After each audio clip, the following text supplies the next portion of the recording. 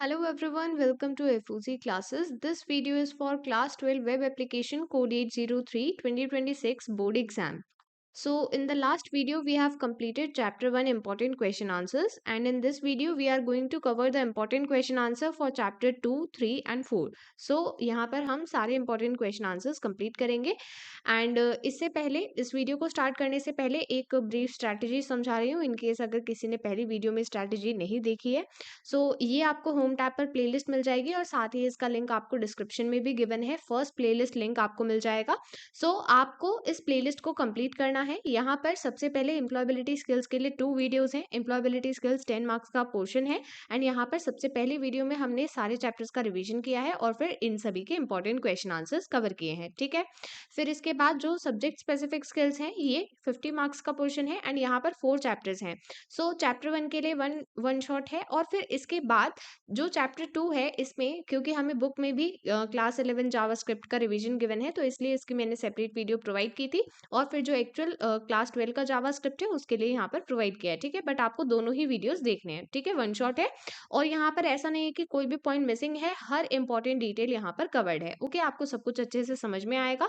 सो अगर आपने बिल्कुल भी ये वन शॉट कवर नहीं किए हैं तो आपको कवर करने हैं और साथ ही graphic designing, cyber safety and security, तो ये सारे चैप्टर्स आपको यहाँ पर गिवन है। ठीक है, एंड वन मोर थिंग, आपको answer presentation tips video given है जिसमें आपको समझ आएगा कि किस तरह से आपको आंसर प्रेजेंटेशन देना है बोर्ड एग्जाम में। एंड सबसे इंपॉर्टेंट है 2026 सैम्पल पेपर। आपने कोई और वीडियो कवर किया है या नहीं किया है, बट ये वीडियो कवर करना कंपलसरी है। ओके, बिकॉज इस बार सिलेबस चेंज हुआ था आपके लिए एंड इसमें जो लेटेस्ट पैटर्न है उसी के अकॉर्डिंग क्वेश्चंस गिवन है, तो इसलिए ये सैम्पल पेपर आपको जरूर कवर करना है। ठीक है, और ये है क्विक रिवीजन वीडियो। सो जब आपका एग्जाम है इससे पहले आप आज रात रिवाइज करना चाहते हैं या फिर आप कल सुबह रिवाइज करना चाहते हैं तो आप ये रिवाइज कर सकते हैं। ठीक है, सो पीवाईक्यू आपके लिए इतने रेलेवेंट नहीं है बिकॉज पार्ट बी का सिलेबस चेंज हुआ है। सो इसलिए हम यहाँ पर जो सैम्पल पेपर है उस पर फोकस करेंगे और साथ ही जो इंपॉर्टेंट क्वेश्चन आंसर्स मैं यहाँ पर प्रैक्टिस करा रही हूँ उनको भी प्रैक्टिस करेंगे। ठीक है, एंड वन शॉट जरूर देखने हैं बिकॉज इन केस अगर क्वेश्चन आंसर में कोई टॉपिक मिस होता है तो वो वन शॉट में डेफिनेटली कवर्ड होगा। ठीक है, सो प्रीवियस लेक्चर में मैंने यूनिट 1 इमर्जिंग ट्रेंड्स के इंपॉर्टेंट क्वेश्चन आंसर प्रोवाइड किए थे और उसमें सब्जेक्टिव ऑब्जेक्टिव दोनों तरह के क्वेश्चन थे। हाउएवर अब जो हम क्वेश्चंस करने वाले हैं यूनिट 2, 3 एंड 4 के लिए ये सिर्फ ऑब्जेक्टिव क्वेश्चंस होंगे। सो हमें सब्जेक्टिव क्वेश्चंस कैसे प्रैक्टिस करने हैं, तो इसके लिए आपको सैम्पल पेपर वीडियो देखनी है और साथ ही जो वन शॉट वीडियोज हैं वो जरूर कंप्लीट करने हैं। ओके, सो यहाँ पर हम सिर्फ ऑब्जेक्टिव क्वेश्चन प्रैक्टिस करेंगे, इसमें ट्रू फॉल्स भी इंक्लूडेड है। Okay, so let us start with unit 2 JavaScript. अब यहाँ पर पार्ट 2 लिखा है, इसका क्या मतलब है? सो बेसिकली जावास्क्रिप्ट को 2 पार्ट्स में डिवाइड किया गया है। पार्ट 1 क्लास 11th का पार्ट है और पार्ट 2 क्लास 12th का पार्ट है, तो इसलिए इस चैप्टर का नेम है JavaScript part 2। Okay, starting with multiple choice question, which of the following statement is not true for JavaScript. तो यहाँ पर पहली स्टेटमेंट इनकरेक्ट है। JavaScript is a compiled language, ये इंटरप्रेटेड लैंग्वेज होती है, so this statement is wrong, option A. Then a script can not be placed, तो script को कहाँ पर नहीं रख सकते हैं, तो इसे हम CSS फाइल के अंदर नहीं रखेंगे बिकॉज ये मेनली स्टाइलिंग के लिए होती है, सो यहाँ पर हम स्क्रिप्ट को नहीं रखेंगे। Then which of these is an advantages of JavaScript. So यहाँ पर सबसे पहले ये क्लाइंट साइड और सर्वर साइड दोनों में यूज होती है, means front end back end के लिए। Then it runs on multiple platforms and devices and supported by all browser. तो ये सभी पॉइंट्स यहाँ पर करेक्ट हैं, ये सभी इसके एडवांटेजेस हैं, सो यहाँ पर करेक्ट ऑप्शन होगा D, all of the above. Next question, which of this these is not a primitive data type in JavaScript. तो यहाँ पर आपको क्वेश्चन ध्यान से पढ़ना है। अगर आप पहली बार में पढ़ेंगे तो आपको लगेगा ये सभी डेटा टाइप्स हैं, बट नहीं, यहाँ पर प्रिमिटिव डेटा टाइप पूछा है। तो प्रिमिटिव डेटा टाइप कौन सा नहीं है? एरेज, ये नॉन प्रिमिटिव में आता है। ओके, सो यहाँ पर ऑप्शन सी करेक्ट आंसर है। Then in JavaScript adding a number and a string will return. तो आप एक नंबर ऐड कर रहे हैं और एक स्ट्रिंग, तो एक नंबर तो नहीं मिलेगा बिकॉज यहाँ पर स्ट्रिंग भी प्रेजेंट है, उसको आप ऐड सब्ट्रैक्ट ये सब ऑपरेशन उस पर नहीं कर सकते हैं, राइट? तो इसलिए अगर आप एक स्ट्रिंग और नंबर को ऐड करते हैं तो आपको एक स्ट्रिंग मिलती है। ओके, सो बेसिकली वहां पर कंकैटिनेशन होगा। Then which of the following can not be a variable. तो वेरिएबल के लिए कुछ रूल्स होते हैं, सो आपको ये रूल याद रखना है कि कोई भी वेरिएबल नेम नंबर से स्टार्ट नहीं होता है। ओके, सो यहाँ पर 5G इनकरेक्ट है, मीन्स वेरिएबल नहीं हो सकता। Okay, Then next question, which of the following statement is not true for variables in JavaScript? तो वेरिएबल स्टार्ट करने के लिए हम var कीवर्ड यूज करते हैं, देन इक्वल टू साइन के साथ हम वैल्यू असाइन करते हैं, then we can not assign null to a variable. तो ये स्टेटमेंट यहाँ पर गलत है, बिकॉज हम नल असाइन कर सकते हैं, लाइक हम किसी वेरिएबल को नल वैल्यू असाइन कर सकते हैं। ये स्टेटमेंट यहाँ पर गलत है। Then a variable can be undefined, बिल्कुल हम अनडिफाइंड रहने दे सकते हैं, मतलब वहां पर हम सिर्फ डिक्लेयर करते हैं वेरिएबल को, बट उसके लिए कोई वैल्यू असाइन नहीं करते हैं। That can be possible. यहाँ पर सिर्फ एक स्टेटमेंट इनकरेक्ट है, and that is option C. Then next question, which of the following is an arithmetic operator? Arithmetic operator जो अरिथमेटिक ऑपरेशंस परफॉर्म करते हैं, तो यहाँ पर बाकी सभी ये है ऐड एंड असाइनमेंट, ये है मल्टीप्लाई एंड असाइनमेंट, एंड ये होता है इक्वल टू, ये कंपैरिजन के लिए यूज होता है।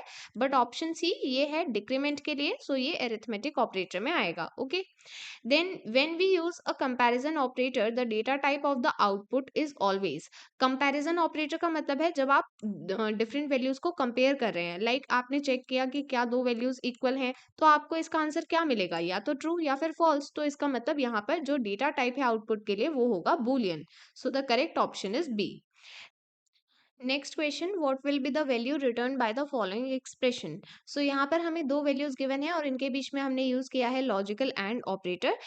जब हम कोई कंडीशन प्रोवाइड नहीं कर रहे हैं, इंस्टेड यहाँ पर सिर्फ वैल्यूज हैं, तो उस केस में आपको क्या रिटर्न करना है? तो यहाँ पर आउटपुट में मिलेगा फर्स्ट फॉल्सी वैल्यू। अब फर्स्ट फॉल्सी वैल्यू हम कैसे फाइंड आउट करें? तो ये सभी फॉल्सी वैल्यू हैं, तो इनमें से जो भी फर्स्ट फॉल्सी वैल्यू है वही रिटर्न में मिलेगी, ठीक है। बट आप यहाँ पर देख सकते हैं कि इनमें से तो कोई वैल्यू यहाँ पर प्रेजेंट नहीं है, तो उस केस में क्या होगा? तो अगर कोई फॉल्सी वैल्यू यहाँ पर नहीं होती, तो हमें रिटर्न में मिलती है लास्ट ट्रूथी वैल्यू, ठीक है। अगर फर्स्ट फॉल्सी वैल्यू एग्जिस्ट नहीं करती, तब हमें मिलती है लॉजिकल एंड के केस में लास्ट ट्रूथी वैल्यू। तो यहाँ पर लास्ट ट्रूथी वैल्यू कौन सी है? तो ट्रूथी वैल्यू तो ये भी है, ये नॉन जीरो नंबर है, बट ये लास्ट नहीं है, ये फर्स्ट है, ठीक है। तो हमें बात करनी है लास्ट ट्रूथी वैल्यू के लिए, वो है -10। तो हमें यहाँ पर आंसर मिलेगा option D -10। Okay, next question, what will be the value return by the following expression? यहाँ पर अगेन दो वैल्यूज हैं और इसके बीच में हमने यूज किया है लॉजिकल और ऑपरेटर। तो इसका क्या काम है? तो यहाँ पर बस आपको इतना याद रखना है कि जिस तरह से हमने लॉजिकल एंड में फर्स्ट फॉल्सी वैल्यू रिटर्न की थी, तो यहाँ पर क्या रिटर्न करेंगे? बिकॉज ये दूसरा ऑपरेटर है, तो यहाँ पर हम रिटर्न करेंगे फर्स्ट ट्रूथी वैल्यू, ठीक है, इतना याद रखें। तो अभी हमने डिस्कस किया जीरो किस में आता है? फॉल्सी वैल्यू में आता है, बट हमें क्या रिटर्न करना है यहाँ पर? First truthy value. तो जीरो तो ट्रूथी वैल्यू नहीं है, -20 ये है, बिकॉज ये नॉन जीरो नंबर है, ठीक है। तो यहाँ पर -20 हमें आंसर में मिल जाएगा। Okay, next question, which of the following statement is not true for function arguments और पैरामीटर्स? यहाँ पर हम फंक्शन पैरामीटर्स को पैरेंथेसिस के बीच में रखते हैं, बिल्कुल सही है। Then the number of function parameter is fixed, नहीं, ऐसा जरूरी नहीं है। वहां पर हम जो फंक्शन लिख रहे हैं उसी के रिक्वायरमेंट के अकॉर्डिंग हम पैरामीटर डिसाइड करते हैं कितने पैरामीटर होंगे, तो एज सच फिक्स नहीं होता है।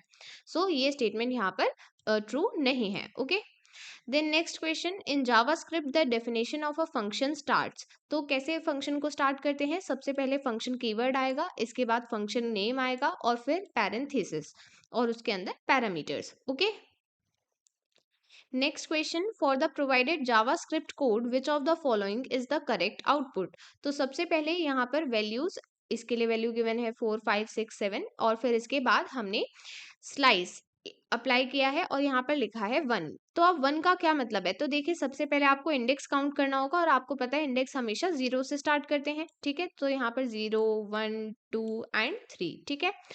यहाँ पर क्या लिखा है? Values dot slice 1। इसका मतलब क्या है कि 1 इंडेक्स से हमें काउंट करना है, ठीक है, और लास्ट तक काउंट करेंगे, ठीक है। तो 1 इंडेक्स से क्या क्या है? 5 6 7, ठीक है। तो जो हमें यहाँ पर आंसर में मिला है वही हम यहाँ पर प्रिंट कर देंगे, ठीक है। तो हमें आउटपुट मिलेगा 5 6 7। Okay,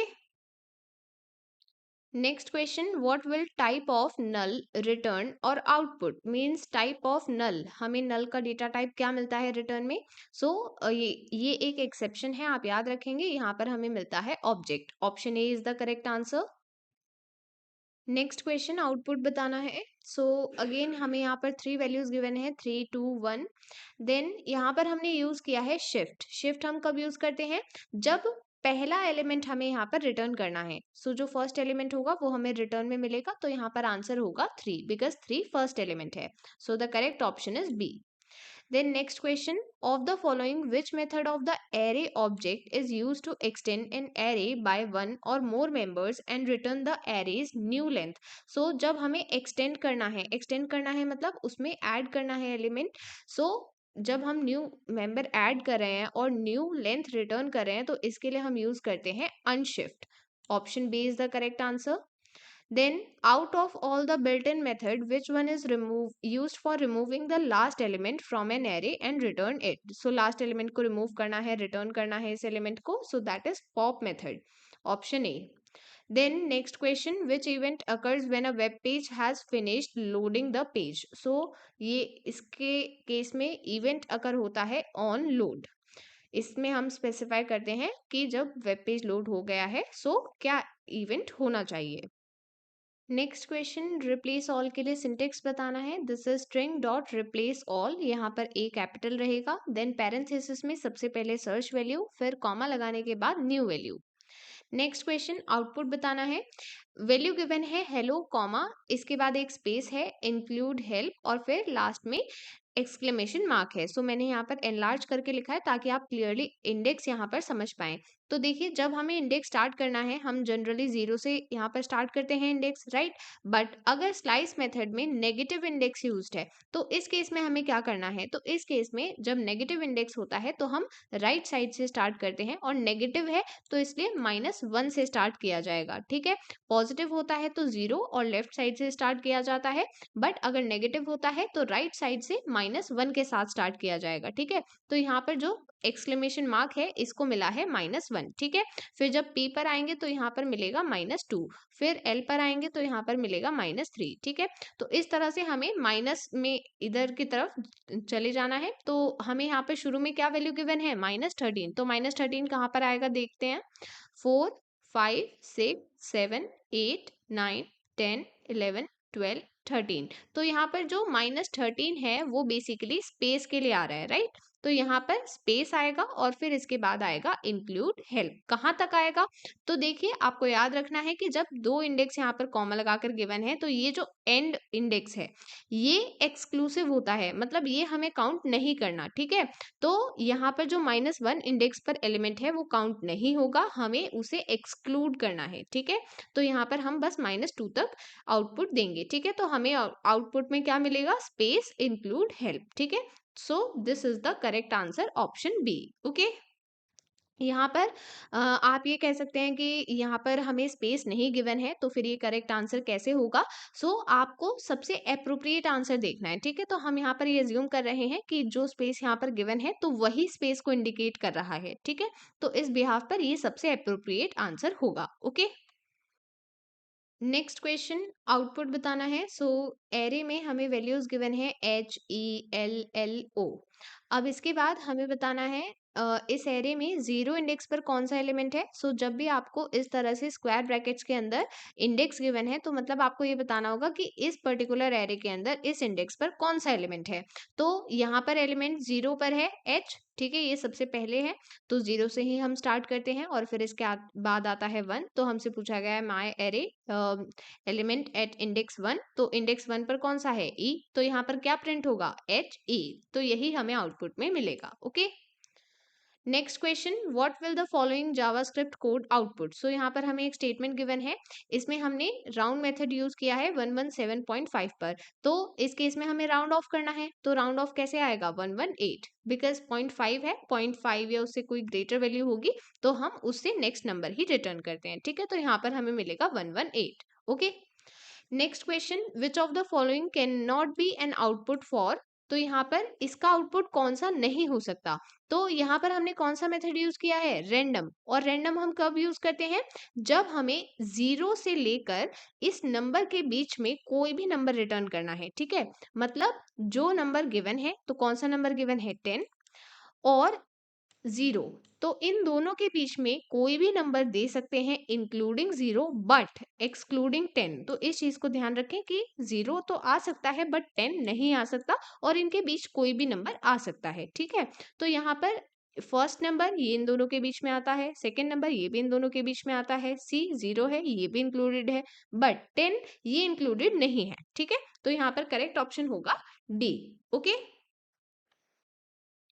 next question, what happens when a user changes the content of a text box in the following। सो यहाँ पर हमें इनपुट टाइप गिवन है टेक्स्ट एंड इवेंट है ऑन चेंज, और यहाँ पर हम माय फंक्शन को कॉल कर रहे हैं। सो बेसिकली यही पूछा गया है कि यहाँ पर क्या होगा, तो यहाँ पर माय फंक्शन इवोक होगा, मीन्स इसको कॉल किया जाएगा। So option C is the correct answer. Okay, so we have completed multiple choice question and इस चैप्टर से हम और भी टाइप के क्वेश्चन आंसर प्रैक्टिस कर रहे हैं जो ऑब्जेक्टिव क्वेश्चंस का ही पार्ट हो सकते हैं। ठीक है, एंड इवन ये भी हो सकता है कि 2 मार्क्स के क्वेश्चन में हो, तो उसमें लाइक 2 मार्क्स का क्वेश्चन है तो आपको कोई भी 2 पार्ट गिवन हो सकते हैं। ठीक है, इस तरह के क्वेश्चन भी हो सकते हैं। सो यहाँ पर हमें बिल्ट इन फंक्शन का नेम बताना है, a function to take user input as string. So जब हमें स्ट्रिंग एक्सेप्ट करनी है यूजर से इनपुट में, सो इसके लिए हम प्रॉम्प्ट यूज करते हैं। Then the function use to convert to an integer, इसके लिए हम पार्स इंट यूज करते हैं, और यहाँ पर केस का ध्यान रखें।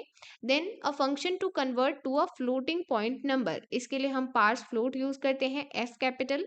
Then a function to check if something is not a number, तो इसके लिए जो ये लेटर्स हैं इन्हीं से शॉर्टकट बन जाता है एन ए एन। ठीक है, तो हम कैसे याद रखेंगे, इज एन ए एन, क्योंकि हमें चेक करना है ना, तो इसलिए is N A N. Okay, then use to display data और message in a box on the window, तो जब हमें विंडो पर कोई डेटा डिस्प्ले करना है इसके लिए हम अलर्ट यूज करते हैं। नेक्स्ट क्वेश्चन, अब यहाँ पर हमें इवेंट्स बताने हैं, तो किसी भी क्वेश्चन का आंसर लिखने से पहले ये चेक कर ले कि उस क्वेश्चन में बताना क्या है। तो यहाँ पर हमें इवेंट्स बताने हैं, as soon as the user presses and releases the key. तो देखिए यहाँ पर बेसिकली हम बुक के अकॉर्डिंग बात करेंगे, तो यहाँ पर क्योंकि पहले लिखा है यूजर प्रेसेस, तो इस केस में ऑन की डाउन होगा। ठीक है, बट यहाँ पर ये भी इंक्लूड किया गया है एंड रिलीजेस द की, तो अगर सिर्फ ये गिवन होता ऑन रिलीजिंग द की, तो उस केस में हम ऑन की अप लिख सकते थे। ठीक है, बट हम बुक के अकॉर्डिंग सबसे अप्रोप्रिएट आंसर प्रोवाइड करेंगे, तो बुक में डायरेक्ट स्टेटमेंट गिवन है ऑन की डाउन, इसके लिए करेक्ट आंसर होगा। ठीक है, बुक में शायद इसलिए गिवन है क्योंकि यहाँ पर जो फर्स्ट एक्शन है उसके अकॉर्डिंग बताया गया है। ठीक है, यूजर प्रेसेस, तो जब आप प्रेस करते हैं की को, तब उस टाइम क्या होगा, ऑन की डाउन। ठीक है, तो इसके लिए यहाँ पर सबसे अप्रोप्रिएट आंसर होगा on key down. Okay, next, after the browser has finished loading the page, इसके लिए हम ऑन लोड यूज करते हैं। Then when an individual edits the form elements value, on change. Then when the mouse pointer leaves an element, on mouse out. Then upon selecting an element with the mouse, on click. Then when the mouse pointer comes over the element, on mouse over। so यहाँ पर हमने different events discuss किए हैं। Okay, next type of question, अब हमें यहाँ पर code given है एंड हमें इनके आउटपुट बताने हैं। ऐसे क्वेश्चन आपको एग्जाम में भी देखने को मिलते हैं। जो सैम्पल पेपर था उसमें भी इस टाइप के क्वेश्चन हमने प्रैक्टिस किए हैं, और इसलिए मैं आपको बार बार कह रही हूँ कि सैम्पल पेपर वीडियो देखनी ज़रूरी है, बिकॉज वहाँ पर आपको पता चलेगा कि किस तरह के क्वेश्चन पूछे जाते हैं। ठीक है, एंड इवन वहाँ पर क्या है कि जो 4 मार्क्स का क्वेश्चन है उसी में आपको 2 मार्क्स के लिए एक ऐसा पार्ट गिवन है, और फिर 2 मार्क्स के लिए एक दूसरा कोड गिवन है जिसका आउटपुट बताना है। मीन्स 4 मार्क के क्वेश्चन में ही जो ऐसे क्वेश्चंस हैं ये इंक्लूड कर दिए गए हैं। ठीक है, तो ये क्वेश्चंस भी बहुत इंपॉर्टेंट है। Okay, now here is the first question. तो यहाँ पर सबसे पहले एक वेरिएबल है x जिसकी वैल्यू है 170। फिर इसके बाद माय फंक्शन, ये एक फंक्शन डिफाइन किया गया है जहाँ पर x की वैल्यू 45 गिवन है। तो इसके अकॉर्डिंग यहाँ पर जब हम x की वैल्यू आउटपुट में प्रोवाइड करेंगे तो वो क्या होगी, वो होगी 45, बिकॉज वो इसी फंक्शन के अंदर डिफाइन की गई है।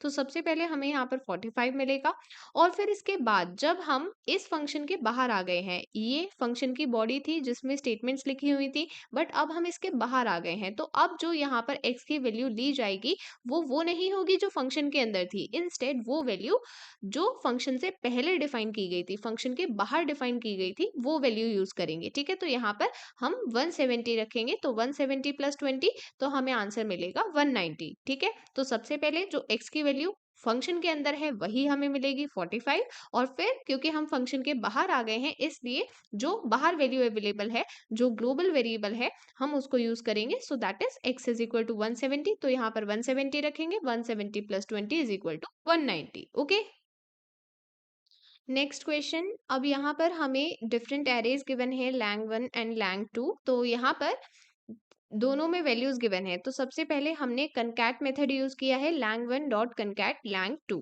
सो यहाँ पर हमें क्या करना होगा, कंकैट का मतलब होता है ज्वाइनिंग, तो हमें फर्स्ट एरे को सेकंड एरे के साथ ज्वाइन करना है, ठीक है। तो यहाँ पर सभी एलिमेंट्स ज्वाइन हो जाएंगे। फिर इसके बाद हमें सॉर्ट करने को कहा गया है, सॉर्ट मेथड अप्लाई किया गया है। तो इस केस में हम क्या करेंगे, जब सॉर्ट करने को कहा जाए तो सॉर्ट का मतलब होता है अगर यहाँ पर क्योंकि अल्फाबेट की बात हो रही है तो हम अल्फाबेटिकल ऑर्डर में अरेंज करेंगे, ठीक है।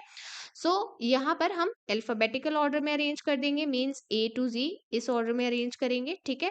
फिर कहा गया है रिवर्स, मतलब जब सॉर्ट कर दिया है उसके बाद रिवर्स करना है, तो ए टू जी का रिवर्स क्या होगा, जी टू ए, ठीक है। तो इस केस में जो फिर फाइनल स्टेटमेंट गिवन है डॉक्यूमेंट डॉट राइट, तो हमें आउटपुट में क्या प्रिंट करना है, lang1। तो अब lang1 की क्या वैल्यू है, तो जो यहाँ पर फाइनली वैल्यू मिली है रिवर्स होने के बाद वही हम यहाँ पर प्रोवाइड करेंगे। तो इसके लिए आप सिंपली एक बार पहले इसको ज्वाइन कर लें, ठीक है, जावा, रस्ट, रूबी, हैस्केल, पाइथन, ठीक है, सब ज्वाइन कर लिए। इसके बाद हम इन्हें सॉर्ट कर देंगे। तो सबसे पहले हमें मिलेगा h, फिर p, फिर j, sorry h j p, फिर r, और फिर R, और इसमें भी RUST RUB, तो B पहले आएगा, ठीक है, रूबी और फिर रस्ट, ठीक है। और फिर जब हम इसको रिवर्स कर देंगे तो सबसे पहले रस्ट, फिर रूबी, फिर पाइथन, फिर जावा, फिर हैस्केल, ठीक है। तो ये बिल्कुल रिवर्स ऑर्डर हो जाएगा, ठीक।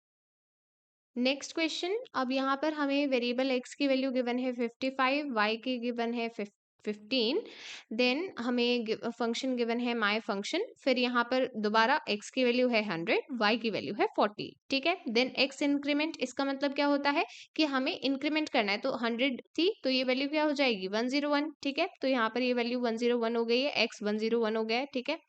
इसके बाद लिखा है रिटर्न x प्लस वाई। तो अब देखिए जब इंक्रीमेंट हो जाता है और इसके बाद आप x की वैल्यू को यूज करें तो अब x ऑलरेडी 101 बन चुका है, ठीक है, क्योंकि इंक्रीमेंट हो गया है, ठीक है। तो अब यहाँ पर क्या किया जाएगा 101, और y की वैल्यू क्या है, यहाँ पर फंक्शन के अंदर है ना, अभी बॉडी के अंदर है, तो यहाँ पर 101 प्लस 40, तो इसका आंसर क्या मिलेगा 141। फिर इसके बाद हम फंक्शन से बाहर आ गए हैं, तो यहाँ पर हमें x प्लस वाई की वैल्यू बतानी है। तो अब x प्लस वाई की कौन सी वैल्यू ली जाएंगी, जो यहाँ पर गिवन है। सो दीज आर 55 एंड 15, तो इनको ऐड करेंगे तो हमें आंसर मिलेगा 70, ठीक है। Next question. यहाँ पर हमें दो फंक्शन गिवन है, 2 सेल्सियस 2 फ़ारेनहाइट। तो यहाँ पर जो पैरामीटर है उसमें हम जहाँ पर स्टेटमेंट में पैरामीटर गिवन है उसमें आर्गुमेंट रखेंगे एंड फिर आंसर बताएंगे। तो सबसे पहले हमें 2 फ़ारेनहाइट फंक्शन यूज करना है, इसमें 18 वैल्यू रखेंगे टेम्प की जगह, ठीक है। टेम्प पैरामीटर है और ये 18 आर्ग्यूमेंट है, तो आर्ग्यूमेंट की वैल्यू हम कॉपी करते हैं पैरामीटर में, ठीक है। तो यहाँ पर हमें सबसे पहले 9/5 को मल्टीप्लाई करना होगा 18 के साथ, फिर इसके बाद हम इसमें 32 ऐड करेंगे। ऐसा नहीं करना है कि पहले 18 प्लस 32 कर दे, बिकॉज वो बॉड मास के रूल्स को फॉलो नहीं करेगा, ठीक है। तो इसलिए यहाँ पर सबसे पहले मल्टीप्लिकेशन करेंगे, और अगर आपको ये मल्टीप्लिकेशन डिफिकल्ट लग रहा है तो आप यहाँ पर 2 से ऊपर नीचे मल्टीप्लाई कर लें, ठीक है, या फिर आप 5 को डायरेक्ट यहाँ पे डिवाइड कर सकते हैं, ठीक है। सो जो भी आपको वे यूज करना है, बट अल्टीमेटली आपको ये सॉल्व करना है। तो यहाँ पर आपको 18 मल्टीप्लाई 18, इसका आंसर मिलेगा 324, और फिर जब आप इसको 10 से डिवाइड करेंगे तो इसका आंसर क्या मिलेगा 32.4, ठीक है। और ऑलरेडी यहाँ पर 32 है, तो इसका मतलब आपको फाइनल आंसर क्या मिलेगा 64.4, ठीक है। फिर इसके बाद 2 सेल्सियस, यहाँ पर हमें वैल्यू रखनी है 32, तो 32 इस फॉर्मूला में वैल्यू रखनी है। अब यहाँ पर जो चीज ब्रैकेट के अंदर है वो ब्रैकेट के अंदर है, तो पहले ही सॉल्व होगी, ठीक है। तो इस केस में सबसे पहले 5/9 मल्टीप्लाई, अब यहाँ पर क्योंकि टेम्प की वैल्यू हमें यहाँ पर 32 गिवन है, तो 32 माइनस 32 कितना होगा 0 होगा, और 0 से किसी भी चीज को मल्टीप्लाई करते हैं तो 0 मिलता है, ठीक है। तो यहाँ पर हमें मिलेगा 0, ओके। Next question. यहाँ पर हमें मैथ मेथड्स यूज करने हैं। सबसे पहले हमें x की वैल्यू बतानी है, तो उसके लिए हमें गिवन वैल्यूज में से मैक्सिमम वैल्यू बतानी होगी, क्योंकि यहाँ पर हमने मैक्स मेथड यूज किया है। तो यहाँ पर मैक्सिमम वैल्यू है 81.9। इसके बाद नेक्स्ट y के लिए हमें यहाँ पर मिनिमम वैल्यू चूज करनी है क्योंकि मेन मेथड अप्लाई किया गया है, तो यहाँ पर मिनिमम वैल्यू है -100.5। इसके बाद कहा गया है सील x+5, तो यहाँ पर हमने seal function seal method use किया है, ठीक है। तो x+y की वैल्यू क्या होगी, तो हम दोनों को ऐड करेंगे। अब एक नेगेटिव नंबर है, एक पॉजिटिव नंबर है, तो जब हम इन दोनों को ऐड करेंगे तो जो हमें फाइनल रिजल्ट मिलेगा वो होगा -18.6, ठीक है। आपको एग्जाम में अगर इस तरह का क्वेश्चन मिलता है तो आपको एक्चुअली सॉल्व करना होगा, तो आपको पता होना चाहिए कैसे सॉल्व करना है। तो पहले आप ये माइनस प्लस साइड में रख दें और सिंपली इन दोनों को सब्ट्रैक्ट करना है। क्यों? क्योंकि यहाँ पर अगर हम कॉमन ले लेते हैं, मतलब देखिए सिंपली कहने का मतलब ये है कि अगर यहाँ पर कुछ इस तरह का एक्सप्रेशन में लिख दूं, मैं इसको ब्रैकेट में लिख देती हूँ, ठीक है। तो अब आप ये जब ब्रैकेट ओपन करेंगे तो क्या ये यही एक्सप्रेशन नहीं बन जाएगा, -100.5, देन माइनस माइनस क्या हो जाता है, प्लस हो जाता है, +81.9, यही एक्सप्रेशन बन जाएगा ना। तो इसलिए पहले आप इस चीज की वैल्यू कैलकुलेट कर ले, वो आपको आता है राइट 18.6, और फिर इसके आगे माइनस साइन लगा देंगे, ठीक है। इस तरह से कैलकुलेट करना है, ठीक है, बेसिक मैथ। इसके बाद जब ये -18.6 आंसर आया, ये डायरेक्टली नहीं लिख देंगे, यहाँ पर हमें सील मेथड भी यूज करना है। तो सील मेथड में क्या होता है, x+y, तो x+y हमें आंसर मिला है -18.6। अब देखिए हमें सील मेथड यूज कैसे करना है। इसके लिए ध्यान रखेंगे, सबसे पहले तो अगर हम किसी पॉजिटिव नंबर की बात करते हैं, सपोज करते हैं अगर ये 18.6 पॉजिटिव होता तब, तो उस केस में सील मेथड से हमें आंसर मिलता 19। क्यों? क्योंकि ये इसके नेक्स्ट ग्रेटर इंटीजर है, राइट। बट इस केस में यहाँ पर नेगेटिव नंबर है, तो जब नेगेटिव नंबर होते हैं तो इससे जो ग्रेटर नंबर है वो हमें क्या मिलेगा, वो हमें -19 नहीं मिलेगा, बिकॉज वो इससे ग्रेटर नहीं है, वो इससे शॉर्टर होगा, ठीक है, इससे कम होगा। तो इसलिए अगर हमें इससे ग्रेटर इंटीजर चाहिए तो वो होगा -18, ठीक है, क्योंकि नेगेटिव नंबर्स की बात हो रही है, ठीक है। तो यहाँ पर -18 will be the correct answer. Okay, so यही हमें आउटपुट में मिलेगा। Okay, Okay, so we have completed objective questions from unit 2, and जो सब्जेक्टिव क्वेश्चन है वो मैंने आपको सैम्पल पेपर में प्रैक्टिस कराए हैं, एंड आपको वन शॉट वीडियो भी देखनी है। ओके, इस टाइम पर हम सारे इंपॉर्टेंट क्वेश्चन आंसर कवर करने के पॉइंट ऑफ व्यू से यहाँ पर सिर्फ ऑब्जेक्टिव क्वेश्चंस ही कवर कर रहे हैं। बट जो सब्जेक्टिव क्वेश्चन है वो किस टाइप के आएंगे ये मैंने आपको सैम्पल पेपर वीडियो में भी बताया है, और साथ ही जब आप वन शॉट वीडियो देखेंगे तो उससे भी और क्लैरिटी मिलेगी। Okay, now we are proceeding to Unit 3 Graphic Designing using Canva and Adobe Express. First question, the process of transforming any idea or content into a visually appealing, eye-catching form is. इसे हम कहते हैं graphic designing. जब हमारे idea को एक ऐसी form में कन्वर्ट किया जाए जो बहुत अट्रैक्टिव हो, उसे देखने का मन करे, एंड वो बहुत विजुअली अपीलिंग आइडिया होता है। Next, the following is a free product for schools and other educational institutions. So ये है कैनवा फॉर एजुकेशन। देन यहाँ पर मोस्टली जो भी एमसीक्यूज यहाँ पर पूछे गए हैं स्पेशली इस चैप्टर से, वो डायरेक्टली स्टेटमेंट वही हैं जो आपको चैप्टर में पढ़ाए गए हैं, ठीक है। इवन अभी तक मैंने आपको जितने भी ऑब्जेक्टिव क्वेश्चंस कराए हैं वो सभी बिल्कुल डायरेक्टली आपके चैप्टर से ही पूछे गए हैं, ठीक है। तो इसलिए आपको वन शॉट वीडियो बिल्कुल भी मिस नहीं करना है, क्योंकि अगर आप डायरेक्टली क्वेश्चन आंसर लर्न करने की कोशिश करेंगे तो हो सकता है कि आपको याद ना रहे, बट अगर आपने उसी चीज का वन शॉट वीडियो देखा और फिर क्वेश्चन आंसर वीडियो देखा तो चीजें ऑटोमेटिकली आपको याद हो जाएंगी, ठीक है। नेक्स्ट क्वेश्चन, सो जनवरी 11 2024 को कैनवा ने लॉन्च किया था मैजिक स्टूडियो, एंड यही रिवर्स क्वेश्चन भी हो सकता है आपसे पूछा जाए कि मैजिक स्टूडियो को कब लॉन्च किया गया था, ठीक है, तो ये डेट भी इंपॉर्टेंट है। Then which of the following is not true for Canva, it is easy to use, ये तो ट्रू है। Then can not work in Canva without a license, ये गलत है, बिकॉज हम कैनवा में सिंपली साइन अप करते हैं एंड हम उसे यूज कर सकते हैं। देन इट इज वर्सेटाइल, ये सही है, हम उसे डिफरेंट पर्पज के लिए यूज करते हैं। Then your work will not be saved automatically, ये भी गलत है, बिकॉज वहां पर आपको सेपरेटली सेव करने की रिक्वायरमेंट नहीं होती है, वो अपने आप सेव करता रहता है। तो यहाँ पर सेकेंड एंड फोर्थ ये इनकरेक्ट है, ठीक है। नेक्स्ट क्वेश्चन, हमें हाई क्वालिटी इमेजेस क्यों यूज करनी चाहिए? बिकॉज इससे प्रोफेशनल लुकिंग डिजाइन्स बनेंगे। हाई क्वालिटी इमेजेस मैग्निफिकेशन पर पिक्सलेटेड नहीं होती है, मीन्स जब हम इमेज को ज्यादा मैग्नीफाई करते हैं, ज्यादा जूम इन करते हैं, तो ऐसा नहीं लगता है कि इमेज फट गई है। Then Canva provides a range of stock images that can be use for free और परचेज, मीन्स हम वहां पर इमेजेस भी यूज कर सकते हैं जो कैनवा हमें प्रोवाइड करता है, तो उसकी हेल्प से भी हम हाई क्वालिटी इमेजेस यूज कर पाएंगे। सो यहाँ पर सभी ऑप्शंस करेक्ट है, option D is the correct answer.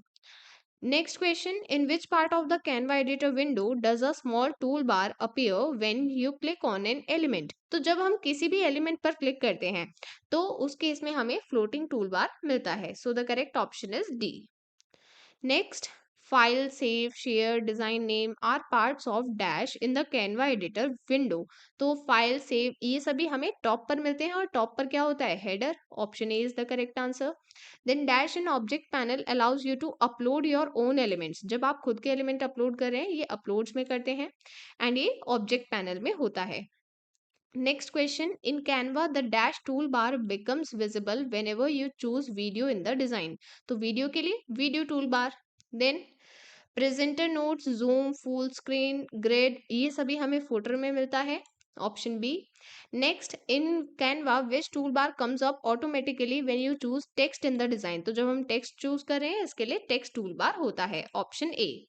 Next question, in Canva, dash option in the floating toolbar moves element backward, forward, to the front, to the back. Means हम कैसे element को move कर सकते हैं, like हमें उसकी layer change करनी है बेसिकली, तो यह हमें लेयर ऑप्शन में मिलता है। Option C. Then which option in the floating tool bar of Canva can be use for collaborators. Collaborators के लिए हम कमेंट यूज कर सकते हैं ताकि हम लेटर रेफरेंस में उन्हें देख सकें। Then which of the following statement is not true for splitting a video. तो स्प्लिटिंग का मतलब होता है कि हम एक टाइम पर वीडियो को दो पार्ट्स में डिवाइड कर रहे हैं। ठीक है, स्प्लिट करा मतलब दो पार्ट्स में डिवाइड कर दिया है उस वीडियो को। देन हम एक वीडियो को कितनी भी बार स्प्लिट कर सकते हैं, ये भी सही है। देन स्प्लिट करने के बाद इनके बीच में ट्रांजिशन अप्लाई कर सकते हैं, ये भी सही है। Then splitting can only be done from beginning and end, ये गलत है, बिकॉज ये हम ट्रिमिंग के साथ करते हैं। ट्रिमिंग में हम बिगनिंग या एंड से ट्रिम करते हैं, तो वो ट्रिमिंग का केस है। ठीक है, so option D is incorrect. Next question, more formal, more fun, rewrite, summarize or alternative for which tool in Canva. तो यहाँ पर रीराइट, समराइज की बात हो रही है, तो ये हम मैजिक राइट में यूज करते हैं। Then in Canva all design, images, files, ये सभी चीजें जो हम वहाँ पर यूज कर रहे हैं, जो हमने क्रिएट किए हैं, या फिर जो फाइल्स हमने वहाँ पर शेयर की हैं, ये सभी फोल्डर्स हमें कहाँ पर मिलते हैं? प्रोजेक्ट्स में। Then we can share our design by clicking the, यहाँ पर हम शेयर बटन क्लिक करते हैं जो हेडर में प्रेजेंट होता है। Then dash uses AI technology to find the beats in a song. इसके लिए हम यूज करते हैं बीट सिंग। आप देख सकते हैं ये वही एमसीक्यू है जो हमने सैम्पल पेपर में डिस्कस किया था। इवन अभी तक कई सारे ऐसे एमसीक्यू हमने देख चुके हैं, राइट। तो कहने का मतलब ये है कि ये सभी क्वेश्चन इंपॉर्टेंट हैं। ठीक है, तो इनको इग्नोर नहीं करना है, एंड वन शॉट वीडियो को भी इग्नोर नहीं करना है। ठीक है, मैं बार बार एक ही चीज रिपीट कर रही हूँ, और फिर भी अगर आप उसे मिस कर रहे हैं, so then you will definitely lose marks, क्योंकि आप इंपॉर्टेंट टॉपिक्स को मिस कर रहे हैं। ठीक है। Next question, in Canva each premium music purchase is for one time use, which means one time use का मतलब है कि हम उस ट्रैक को एक डिजाइन में एक ही बार यूज कर सकते हैं। Then in Canva you can turn text to video और इमेजेस इन डैश। हमने टेक्स्ट दिया है कि हमें कैसी वीडियो या इमेज चाहिए, उससे हमें वीडियो या इमेज मिल जाती है, तो वो हम मैजिक मीडिया की हेल्प से कर सकते हैं। देन एडोब एक्सप्रेस में हम extra ordinary text effect, images instantly generate कर सकते हैं डिस्क्रिप्शन के साथ with the help of adobe Firefly generative AI. Option A is the correct answer. Next question, the minimum memory requirement for creating content using Adobe Express is, इसके लिए minimum memory requirement है 4 GB, option C. Then in Adobe Express from left panel select dash to add photos or videos, इसके लिए हम media option click करते हैं, option B. Then dash in the left panel brings the third party app designs into your design. तो third party app design अगर हमें use करने हैं, इसके लिए हम एड ऑन यूज करते हैं, option D, option C. Then in Adobe Express use the dash to select the image or video you want to replace in a template, then select replace. तो इसके लिए हम layers panel यूज करते हैं. Next, true और false. So true और false भी आपके एग्जाम में पूछे जा सकते हैं। सबसे पहला क्वेश्चन है, Canva require special software installation. नहीं, कैनवा को स्पेशल सॉफ्टवेयर इंस्टॉलेशन की नीड नहीं है, हम उसको वेब वर्जन में भी यूज कर सकते हैं। So this statement is false. और जब ट्रू फॉल्स का क्वेश्चन हो तो पूरा लिखिए, ठीक है, सिर्फ टी या एफ नहीं लिखना है, पूरा ट्रू या पूरा फॉल्स लिख देंगे, ठीक है। Next, you can sign up for free in Canva. बिल्कुल, हम फ्री में साइन अप कर सकते हैं, वहां पर फ्री टेम्पलेट्स होते हैं, free images, free videos available होते हैं, उसकी हेल्प से भी हम ग्राफिक डिजाइनिंग कैनवा में कर सकते हैं। Then only templates can be use for graphic designing in Canva. नहीं, वहां पर हम खुद का ओरिजिनल भी बना सकते हैं, जरूरी नहीं है कि टेम्पलेट यूज करना है। So this statement is false. Then templates are only available for videos. नहीं, टेम्पलेट्स हर चीज के लिए अवेलेबल होंगे, कोई पोस्ट, बहुत सारे एजुकेशनल प्रेजेंटेशन हर चीज के लिए अवेलेबल होते हैं, ठीक है, तो ये स्टेटमेंट भी फॉल्स है। Next question, in its first year Canva had more than 7,50,000 users. This statement is true. ये डायरेक्टली स्टेटमेंट चैप्टर से पिक किया गया है, तो इसलिए आपको वन शॉट वीडियो देखना ज़रूरी है। वन शॉट वीडियो नहीं देखना है तो खुद से चैप्टर को पढ़ लें, ठीक है, वो टाइम कंज्यूमिंग है, प्लस कुछ चीज़ें आपको समझ नहीं आ सकती, इसलिए मैं रिकमेंड कर रही हूँ कि वन शॉट वीडियो को देख लें, ठीक है। Next question, Canva Magic Read is the platform's AI powered copywriting assistant. ये गलत है, Magic Read नहीं है वो. The statement is false. Then you can use the tools for freehand drawing, underlines, highlighting and erasing. Yes, हम यहाँ पर tools use कर सकते हैं. The answer is true. Then elements option in the object panel in Canva can be used to select photos, frame, shapes, lines, background. बिल्कुल, ये सभी हम add कर सकते हैं with the help of elements. So the statement is true. Then Canva does not allow multiple users to collaborate on a single design. ये statement गलत है, हम single design पर multiple users के साथ collaborate कर सकते हैं Canva में. So this statement is false. Then once you trim a video, the trimmed part is hidden and not deleted. Means अगर हमने वीडियो को ट्रिम किया है, ट्रिम का मतलब होता है कि आप उसको बिगनिंग या एंड से उसको ट्रिम करते हो, ठीक है। सो सपोज करते हैं कि हमने इतना ट्रिम कर दिया है, तो ये जो ट्रिम्ड पार्ट है, क्या ये डिलीट होगा या फिर ये हिडन होगा? तो ये हिडन होगा, ठीक है। तो अगर आप चाहें तो वापस इसे रिवर्स कर सकते हैं, ठीक है। So this statement is true. Okay, we have completed unit 3 objective type questions and now we are proceeding to unit 4 cyber safety and security. Multiple choice question, what is the term used to describe the data you leave behind online? इसे हम कहते हैं digital footprint. Option C. Then which of the following is an example of an active component of your digital footprint? Active component का मतलब होता है जो हम खुद अपनी मर्जी से शेयर कर रहे हैं।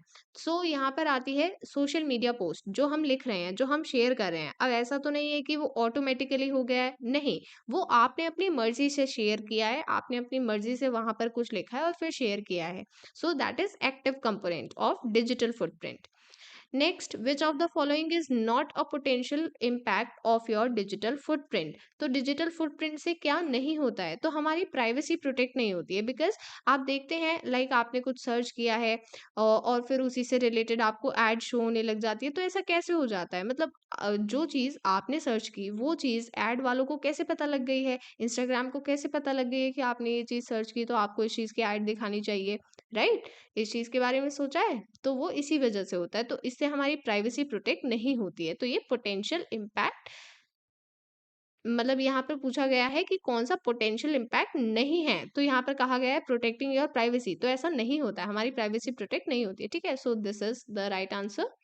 Then which of the following is not a recommended way to manage your digital footprint? तो अगर हमें अपने डिजिटल फुटप्रिंट मैनेज करने हैं, इसके लिए हमें अपनी personal information publicly social media पर शेयर नहीं करनी चाहिए, अवॉइड करना चाहिए, ठीक है।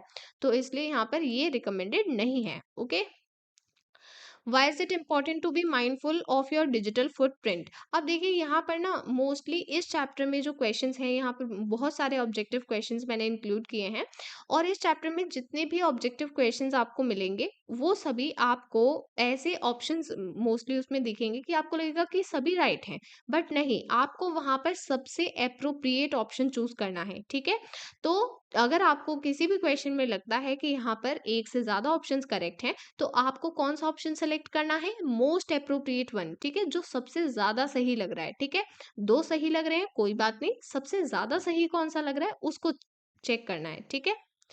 सो यहाँ पर हमें डिजिटल फुटप्रिंट के बारे में ध्यान इसलिए रखना है क्योंकि इसके लॉन्ग टर्म कंसिक्वेंसेस होते हैं। क्योंकि मान लेते हैं कि आज आपने कोई पोस्ट कर दिया है सोशल मीडिया पर और आप उसे डिलीट भी नहीं करते हैं और फिर आप कहीं बाहर जॉब करने जाते हैं और फिर वो लोग आपकी उस पोस्ट से ऑफेंड हो जाते हैं और फिर आपको फायर कर देते हैं, तो फिर आपका तो नुकसान हुआ ना, क्योंकि उस टाइम आपने नहीं सोचा कि ये सोशल मीडिया पोस्ट से क्या होगा, बट बाद में तो हुआ ना। तो इसलिए लॉन्ग टर्म कंसिक्वेंसेस होते हैं। So we have to be mindful. Okay, next question, what is the primary purpose of data privacy regulations? तो डेटा प्राइवेसी रेगुलेशन इसलिए जरूरी है ताकि हमारी पर्सनल इंफॉर्मेशन को कोई अनऑथराइज्ड पर्सन एक्सेस ना कर पाए, उसको मिसयूज ना कर पाए। Then, what kind of data is typically protected by data privacy regulations? तो डेटा प्राइवेसी रेगुलेशन में जो हमारी पर्सनली आइडेंटिफाइबल इंफॉर्मेशन होती है, जैसे हमारे social security number, credit card details, so ये बहुत सेंसिटिव इंफॉर्मेशन है, पर्सनल इंफॉर्मेशन है जो हम किसी के साथ शेयर नहीं करते हैं पब्लिकली स्पेशली। सो ऐसी सभी डिटेल्स को प्रोटेक्टेड रखना। Next question, what is the best way to protect your data privacy online? इसके लिए हमें स्ट्रॉन्ग पासवर्ड यूज करनी चाहिए एंड उन्हें कॉन्फिडेंशियल रखना चाहिए। Then which of the following is not an example of IPR? IPR means intellectual property rights, copyright, trademark, patent, ये सभी इसी का पार्ट है। बट ट्रेड सीक्रेट ऐसा हमने यहाँ पर सिलेबस में नहीं देखा है, so this is the correct answer. Then what right does a copyright grant the owner? So copyright क्या देता है ओनर को, मीन्स ऐसा क्या हो जाता है कॉपीराइट से? सो कॉपीराइट से ओनर के पास ये एक्सक्लूसिव राइट है कि वो कंट्रोल कर सकता है कि मेरे वर्क को कैसे रिप्रोड्यूस किया जाएगा, कैसे डिस्ट्रीब्यूट किया जाएगा, वो सभी एक्सक्लूसिव राइट्स उसके पास हैं। Then what is the key difference between a patent and a copyright? तो यहाँ पर पेटेंट और कॉपीराइट ये सभी चीजें हमने डिटेल में पढ़ी हैं और ये इंपॉर्टेंट टॉपिक है, ठीक है। इसके बारे में आपको लॉन्ग क्वेश्चन भी मिलेगा एंड अगेन मैंने यहाँ पर इसलिए नहीं कराया है बिकॉज वो लॉन्ग क्वेश्चन थ्योरी बेस्ड है और थ्योरी मैंने आपको वन शॉट में कवर कराई है, ठीक है। तो इसलिए मैं आपको यहाँ पर सब्जेक्टिव क्वेश्चन नहीं करा रही हूँ, इसलिए मैंने आपको बोला है कि आपको वन शॉट वीडियो देखना है, ठीक है, वहीं से आपको ये सारी चीजें समझ में आएंगी, ठीक है। यहाँ पर 3 ऑप्शंस गिवन है। सबसे पहला है कॉपीराइट प्रोटेक्ट आइडियाज, बिल्कुल हमारे आइडिया को प्रोटेक्ट करता है। जब हम पेटेंट की बात करते हैं तो ये किसी फिजिकल एम्बॉडीमेंट की बात कर रहा है, मतलब जैसे हमने कोई मशीन इन्वेंट की है तो इस तरह की चीजों का हम पेटेंट लेते हैं। या फिर कोई मेडिसिन है तो वो मेडिसिन है ना, एक फिजिकल चीज है ना, उसे टेंजिबल है, ठीक है। सो टेंजिबल ऑब्जेक्ट्स को ही हम पेटेंट कर सकते हैं, बट जो कॉपीराइट होते हैं वो इनटेंजिबल वर्क के लिए होते हैं, लाइक आपका कोई म्यूजिक है, आपका कोई लिटरेरी वर्क है, ठीक है। देन पेटेंट्स की एक लॉन्गर ड्यूरेशन होती है कॉपीराइट्स के कंपैरिजन में, ठीक है। सो यहाँ पर ये सभी करेक्ट हैं, सो option D is the correct answer.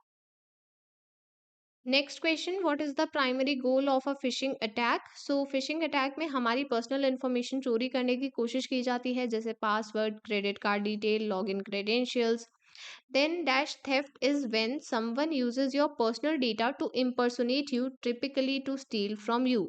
So basically यहाँ पर ये बात की जा रही है कि जब कोई ऐसा प्रिटेंड करता है कि वो हम हैं, मतलब कोई हमारी आइडेंटिटी चोरी करने की कोशिश करता है, so this is called identity theft. Then in dash, the email is received from a forged mail email address, but it appears to be from some authentic source. Means हमें ऐसा लगता है कि सही जगह से आया है, but actually वो ऐसा email address है जो बस ऐसा दिख रहा है कि हाँ ये सही है, but वो actually में सही नहीं है। तो इसे हम कहते हैं email spoofing. Then dash is a type of cyber crime that uses the internet and technology to harass or stalk a person. तो इसे हम कहते हैं साइबर स्टॉकिंग, जब आप किसी पर्सन को ऑनलाइन स्टॉक करते हैं, उसे हरास करते हैं, ठीक है। Next question. You receive an email from a popular video game platform claiming you have won a free virtual pad. The email asks you to click on a link and enter your username and password to claim your prize. What should you do? तो ऐसे में आपको उस mail को ignore करना चाहिए और आपको अपने पेरेंट्स या फिर किसी ट्रस्टेड एडल्ट को रिपोर्ट करना चाहिए। अब देखिए, आप यहाँ पर एज सच कोई ऑप्शन गिवन नहीं है कि आप इसकी रिपोर्ट करें, पुलिस को रिपोर्ट करें कि हमें इस तरह से ये मेल मिला है एंड ये फेक ईमेल है। तो मैंने वही आपको बताया कि यहाँ पर जो सबसे अप्रोप्रिएट ऑप्शन है, ठीक है, तो आप उस लिंक पर क्लिक नहीं करेंगे, आप उसको फॉरवर्ड नहीं करेंगे। तो यहाँ पे जो सबसे अप्रोप्रिएट ऑप्शन है हम उसको चेक करेंगे, ठीक है, उसको चूज करेंगे, ठीक है।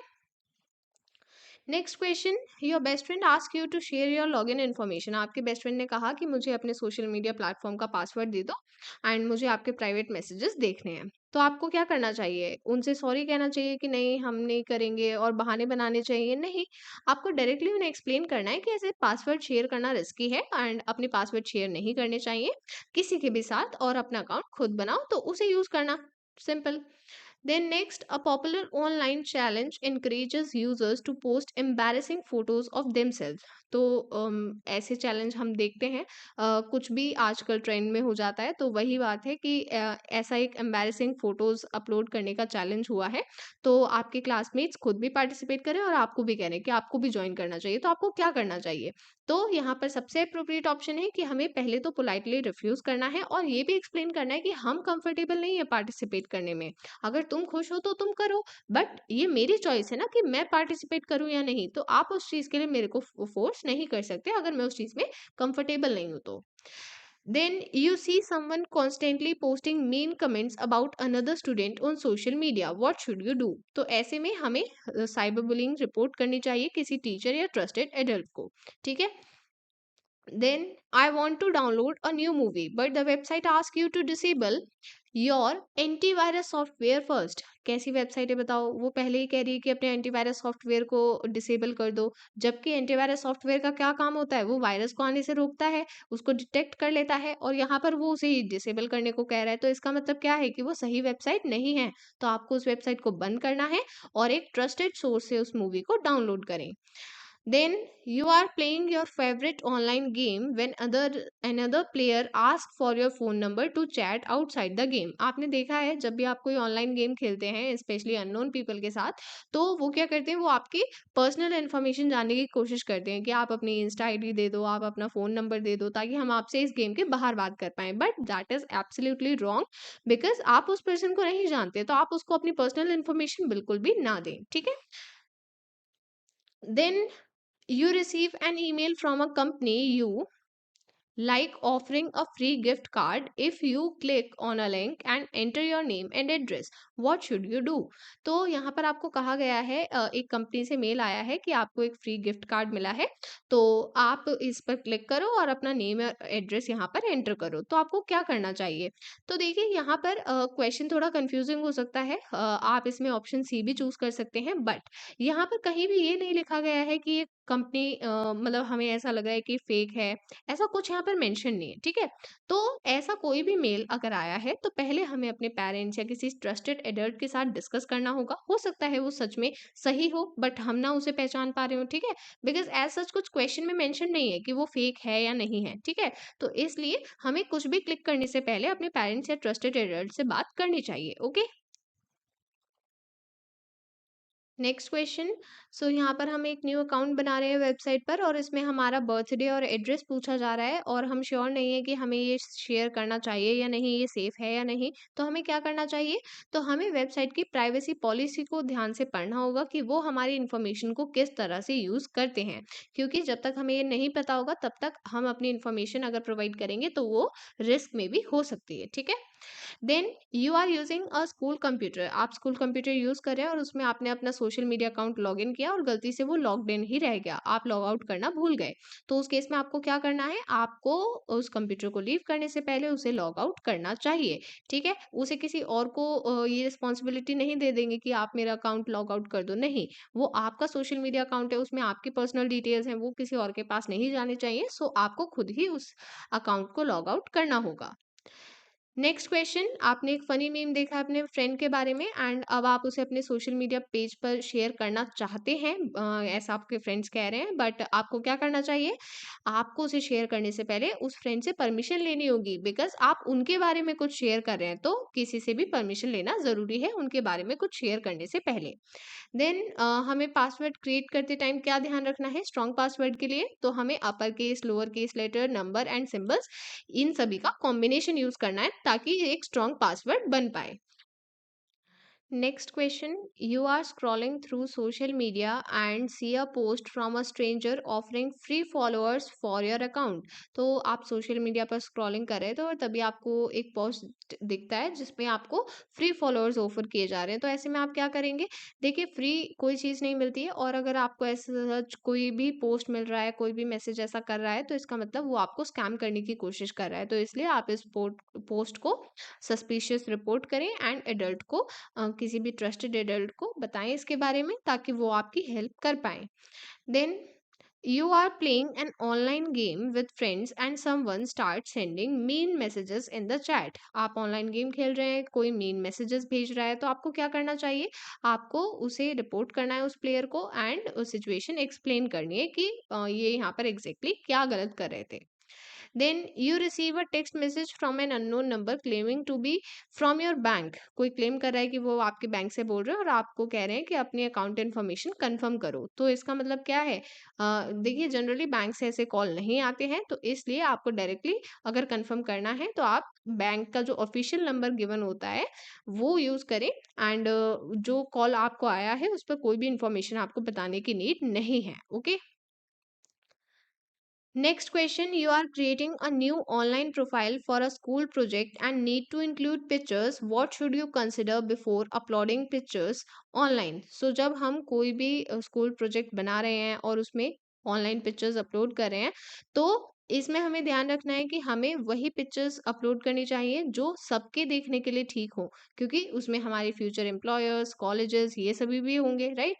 एंड हमें ऐसी कोई पिक्चर अपलोड नहीं करनी चाहिए जिससे हमारी लोकेशन या कोई पर्सनल इन्फॉर्मेशन रिवील हो, और अगर उसमें कोई और भी इंक्लूडेड है, फोटो में और कोई भी दिख रहा है, तो हमें उसकी परमिशन लेनी होगी कि क्या हम ये फोटो अपलोड कर दें, बिकॉज वो भी उसमें इन्वॉल्व है, so you have to take permission. तो यहाँ पर एक्चुअली ये सभी ऑप्शंस करेक्ट हैं, ठीक है। सो यहाँ पर all of the above, option D यहाँ पर गिवन नहीं है, बट यही all of the above correct होगा। Okay. Next question. You are watching a video online and see an advertisement offering a free download of a popular game. What should you do? तो आपको क्या करना चाहिए? तो अगर आपको वो गेम डाउनलोड करना भी है तो ट्रस्टेड सोर्स से करें, ठीक है। जो ऑफिशियल ऐप स्टोर्स होते हैं जैसे प्ले स्टोर, तो इस तरह से जो ऑफिशियल ऐप स्टोर है वहां से डाउनलोड करें। हो सकता है कि आप किसी लिंक पर क्लिक कर दें और फिर वो किसी आपको गलत वेबसाइट पर ले जाए, ठीक है। तो इसलिए ऐसे किसी भी लिंक पर क्लिक नहीं करेंगे। Then you are working on a school project and find a website that offers free research papers on your chosen topic. Is it okay to download and use the entire paper for your project? नहीं, आपको पूरा as it is use नहीं करना चाहिए, because उसे हम plagiarism कहते हैं, राइट? हमने पढ़ा था। सो आपको वो नहीं करना है। इंस्टेड आप उससे हेल्प ले सकते हैं, उसको सोर्स की तरह यूज कर सकते हैं, बट ऐसा नहीं है कि पूरा का पूरा as it is copy paste कर दिया है। That will be wrong. Then you receive a message from an unknown number claiming to be your bank. So ये I think वही क्वेश्चन है। ओके, सिमिलर क्वेश्चन है। तो यहाँ पर हमें मैसेज मिला है, उस केस में हमें कॉल मिला था जो अभी पीछे हमने क्वेश्चन देखा, इस केस में हमें मैसेज मिला है। तो यहाँ पर हमें अगेन अकाउंट इन्फॉर्मेशन कंफर्म करनी है, तो हमें क्या करना है? तो देखिए, स्पेशली मैसेजेस के केस में तो आपको कभी भी रिप्लाई नहीं करना चाहिए ऐसे मैसेजेस को, बिकॉज ये डायरेक्टली सस्पिशियस होते हैं, स्पैम होते हैं। तो इस केस में हमें मैसेज डिलीट करना है और बैंक को डायरेक्टली कॉन्टैक्ट कर सकते हैं उनके ऑफिशियल नंबर पर, ताकि ये कंफर्म कर पाए कि एक्चुअल में कोई प्रॉब्लम है क्या, ठीक है। Next question. You are scrolling through your social media feed when you see a friend post a challenge that involves downloading an unknown app to access a hidden filter. तो आपको कोई कह रहा है कि कहीं से कोई ऐप डाउनलोड कर लो, मतलब कहाँ से, कौन सा ऐप आपको नहीं पता, तो ये तो गलत है ना। लाइक आप कुछ भी डाउनलोड नहीं कर सकते हैं, तो इसलिए यहाँ पर ये रिस्की है। तो आपको अपने फ्रेंड को बताना है, समझाना है कि ये सही नहीं है, ऐसे रिस्क होता है कोई भी अननोन चीज़ डाउनलोड करने में, अननोन ऐप डाउनलोड करने में। तो इसलिए हमें एक सेफर ऑल्टरनेटिव सर्च करना होगा, ठीक है, जो ट्रस्टेड सोर्स पर अवेलेबल हो, ठीक है। So with this we have completed the question answer. So in this video I have completed objective questions for chapter 2, 3 and 4। And इससे पहले मैंने आपको चैप्टर 1 के ऑब्जेक्टिव एंड सब्जेक्टिव दोनों टाइप के क्वेश्चन कराए थे, बट इस वीडियो में मैंने आपको सब्जेक्टिव क्वेश्चंस नहीं कराए हैं, बिकॉज यहाँ पर जो वन शॉट वीडियोस हैं मैंने उसमें सारा एक्सप्लेन किया है, ठीक है। साथ ही जो सैम्पल पेपर वीडियो है उससे आपको ये भी समझ में आएगा कि किस तरह के क्वेश्चन आएंगे, ठीक है। तो यहाँ पर मैंने जो ऑब्जेक्टिव क्वेश्चन कराए हैं उसके थ्रू मैंने मोस्ट ऑफ द टॉपिक्स को कवर किया है, ठीक है। और बाकी आपको वन शॉट वीडियो ज़रूर देखने हैं, ठीक है, सारे, अगर आपने कंप्लीट नहीं किए हैं तो। और सैम्पल पेपर वीडियो भी देखना है, ठीक है। सभी आपको प्लेलिस्ट में मिल जाएंगे, प्लेलिस्ट का लिंक आपको डिस्क्रिप्शन में गिवन है। Okay, so this was the last video. All the best for your exam and अच्छे से पढ़ाई करना, okay, and don't take too much stress. आपको जो भी डाउट्स हैं आप कमेंट सेक्शन में पूछ सकते हैं। Okay, so that was all. Bye everyone and all the best for your exam.